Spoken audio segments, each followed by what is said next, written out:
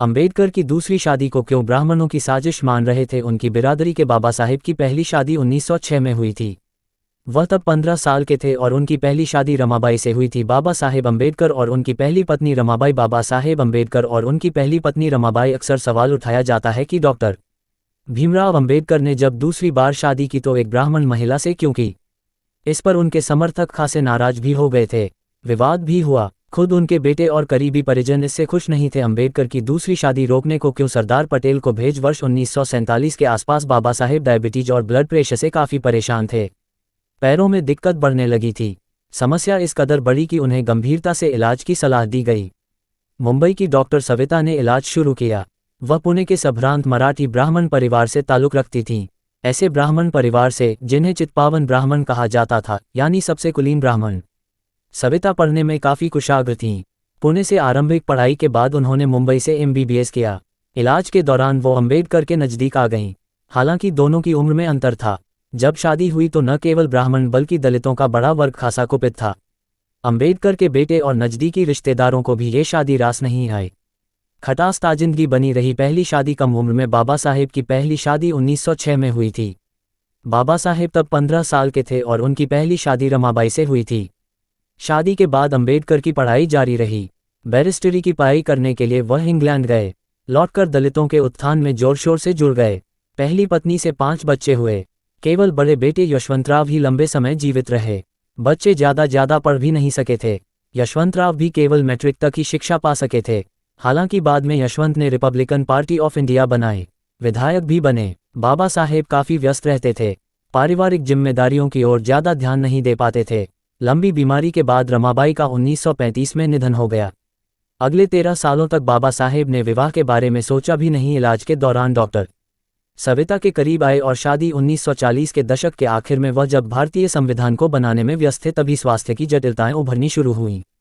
नींद नहीं आती थी। पैरों में न्यूरोपैथिक दर्द रहने लगा। इंसुलिन और होम्योपैथिक दवाएं किसी हद तक राहत दे पाती थीं। इलाज के लिए वह बम्बई गए। डॉक्टरों ने सलाह दी कि उन्हें अब ऐसे साथी की भी ज़रूरत है जो न केवल पाक कला में प्रवीण हो बल्कि मेडिकल ज्ञान वाला भी हो, ताकि उनकी केयर कर सके। चूंकि डॉक्टर सविता बेहद समर्पित तरीके से इलाज कर रही थी, लिहाजा वो उनके करीब भी आ गए थे। नज़दीकियां कुछ इस तरह बढ़ीं कि उन्होंने सविता के सामने विवाह का प्रस्ताव रखा। वो जब मान गई तो 1948 को दिल्ली स्थित अंबेडकर के आवास पर दोनों की शादी हुई। इसके बाद कई तरह की बातें और विवाद शुरू हुए। तमाम बातें कहीं गईं। ब्राह्मणों ने अंबेडकर की दलित राजनीति और विचारधारा पर सवाल खड़े कर दिए। नाराज दलितों के एक वर्ग का कहना था कि इससे गलत तो कुछ हो ही नहीं सकता था। क्या बाबा साहेब को शादी के लिए एक ब्राह्मण स्त्री ही मिली थी? कुछ ने कहा कि ये ब्राह्मणों की साजिश है। कुछ ने खिल्ली उड़ाई।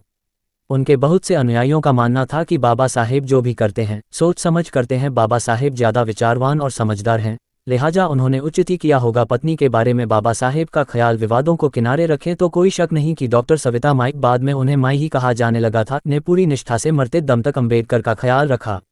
वह उनकी सेवा में जुटी रहीं, यहाँ तक कि अंबेडकर खुद उनके समर्पण और सेवा की तारीफ करते थे। जब उन्होंने अपनी किताब द बुद्ध एंड हिज धर्म लिखी तो पहली बार में ये बगैर भूमिका के प्रकाशित हुई। 15 मार्च 1956 को बाबा साहेब ने इसकी भूमिका फिर लिखी। नई भूमिका के साथ किताब को फिर प्रकाशित किया जाना था। भावुक अंदाज में इसमें लिखा कि किस तरह उन्हें पत्नी से मदद मिली। अंबेडकर के निधन के बाद नाराज करीबियों और अनुयायियों ने प्रकाशक पर दबाव डाला कि ये भूमिका हटाई जाए। इस तरह वो फीलिंग्स लोगों के सामने नहीं आ सकी जो उन्होंने पत्नी के बारे में लिखी थी। ये बात 1980 में सामने आई जब पंजाबी बौद्धिस्ट लेखक भगवान दास ने उनकी उस भूमिका को दुर्लभ भूमिका के रूप में प्रकाशित किया। हालांकि निधन के बाद अंबेडकर के बेटों और करीबियों ने सविता माई पर उनका ध्यान नहीं रखने का आरोप भी लगाया। उन्हें अंबेडकर आंदोलन से अलग कर दिया गया। उन्होंने खुद को दिल्ली में अपने महरौली स्थित फार्म हाउस तक समेट लिया। बाद में युवा रिपब्लिकन नेता रामदास अठावले और गंगाधर गाड़े दोबारा अंबेडकर आंदोलन को मुख्यधारा में लौटा कर लाए। हालांकि उम्र बढ़ने पर वह फिर अलग हो गई। उन्होंने बाबा साहेब पर संस्मरण बाबा साहेबंचया सहवासत लिखा, उन पर बनी फिल्म में योगदान दिया। सविता माई का वर्ष 2003 में 94 साल की उम्र में मुंबई के JJ अस्पताल में निधन हो गया। सूचना सिर्फ मान्यताओं और जानकारियों पर आधारित है। यहाँ ये बताना जरूरी है कि यह मेरा वीडियो किसी भी तरह की मान्यता जानकारी की पुष्टि नहीं करता है। किसी भी जानकारी या मान्यता को अमल में लाने से पहले संबंधित विशेषज्ञ से सलाह लें। धन्यवाद।